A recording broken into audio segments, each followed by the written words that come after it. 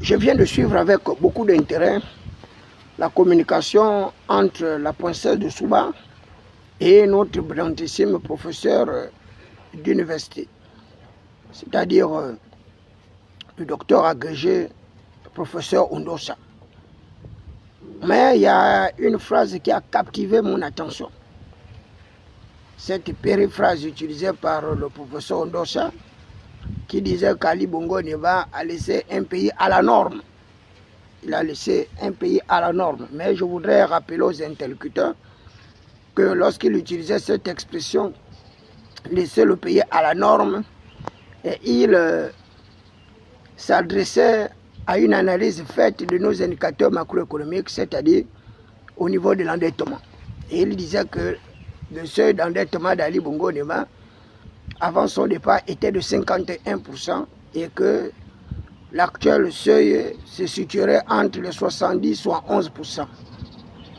Et qui sera presque au-dessus de la moyenne admise dans la sous-région pour les différents États que nous sommes, qui est en moyenne à 70% selon notre produit intérieur brut.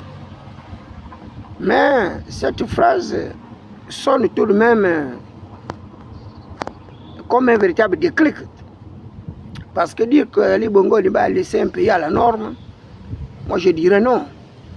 Ali Bongo Ondimba a laissé un pays en pleine déliquescence, avec le blocage des situations administratives des agents publics, avec l'impossibilité pour les agents publics de pouvoir se former, avec une incapacité notoire justement de paiement des avancements automatiques, des rappels sur solde, avec une croissance économique qui était en pleine régression.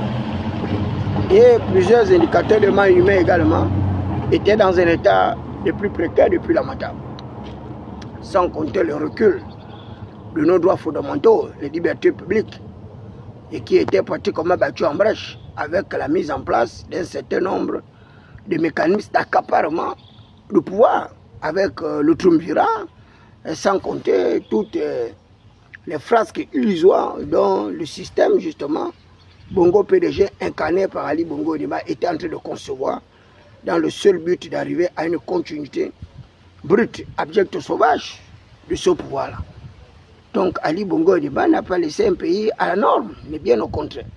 Le pays était dans l'extrême indigence avec des difficultés certaines. Et d'ailleurs, c'est l'une des justificatives de la prise en compte des mécanismes de ce qu'on appelait le coup de liberté pour certains, d'autres de révolution du palais. Donc dire que Ali Bongo Ondimba a laissé un pays à la norme, c'est un abus de langage. Un abus de langage. Et d'ailleurs, c'est un euphémisme que nous devons battre en brèche. Nous devons battre en brèche cet euphémisme parce que c'est une période que nous avons vécue. Elle a été très difficile pour le peuple gabonais.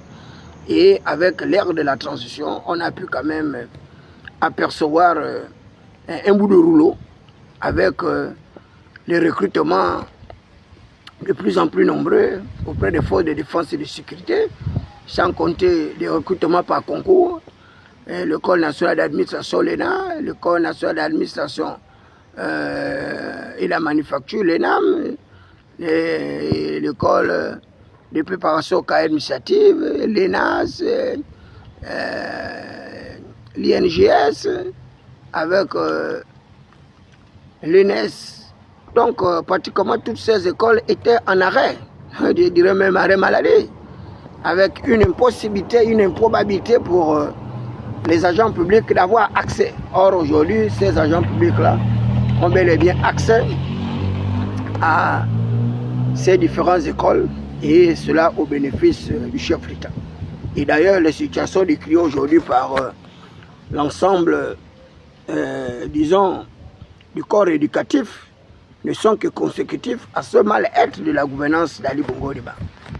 Donc, la gouvernance d'Ali Bongo Ondimba n'a pas laissé un pays à la norme, mais il a plutôt laissé un pays désordonné, un pays avec plein de difficultés, qu'aujourd'hui le nouveau chef d'État tente justement de colmater les brèches pour... Ouais, bonjour, Khan. pour assurer un mieux-être aux populations. Mais dans tous les cas, c'est un pari qui n'est pas gagné, puisque Théo Guingema également doit consentir beaucoup plus d'efforts pour donner une nouvelle espérance aux populations gabonaises.